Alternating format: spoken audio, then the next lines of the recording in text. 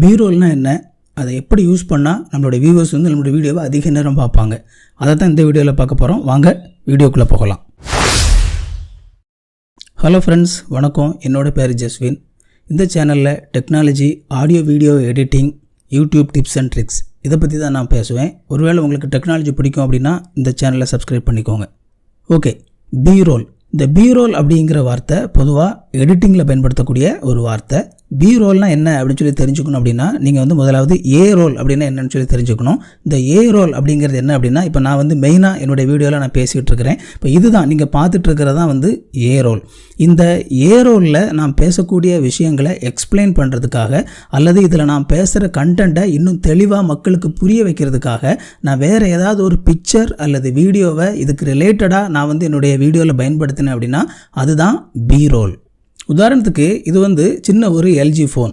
இந்த எல்ஜி ஃபோனை வந்து நான் வந்து ஒருவேளை ரிவ்யூ பண்ணுறேன்னு சொல்லி வச்சுக்கோங்களேன். நான் வந்து இந்த மாதிரி டைரெக்டாக என்ன செய்யலாம் அப்படின்னா உங்களுக்கு இந்த எல்ஜி ஃபோனை டைரெக்டாக ஸ்க்ரீனில் காட்டலாம். ஆனால் அப்படி காட்டுறதுக்கு பதில் நான் என்ன செய்யலாம் அப்படின்னா ஒரு அழகான இந்த எல்ஜி ஃபோனுடைய ஒரு சில ஃபோட்டோஸை நான் இதை பற்றி பேசும்போதே பேக்ரவுண்டில் என்ன செய்யலாம் அப்படின்னா போட்டு காட்டலாம். அப்படி இல்லை அப்படின்னா இந்த எல்ஜி ஃபோன் வந்து எப்படி ஃபங்க்ஷன் ஆகுது அப்படிங்கிறத நான் என்ன செய்யலாம் அப்படின்னா அதை தனியாக ஒரு வீடியோ எடுத்து அதை கூட நான் என்ன செஞ்சு காட்டலாம் அப்படின்னா நான் வந்து அதை பேக்ரவுண்டில் போட்டு காட்டலாம்.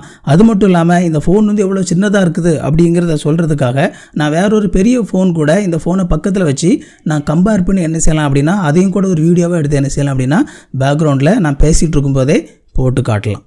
ஸோ உங்களுடைய மெயின் வீடியோவிலேருந்து அந்த வீடியோவில் உள்ள கண்டென்ட்டை நீங்கள் அதை பார்க்குறவங்களுக்கு புரிய வைக்கிறதுக்காக ஒரு பிக்சரையோ அல்லது ஒரு வீடியோவையோ ஸ்ட்ராட்டஜிக்காக பயன்படுத்துகிறது தான் இந்த பி-ரோல்.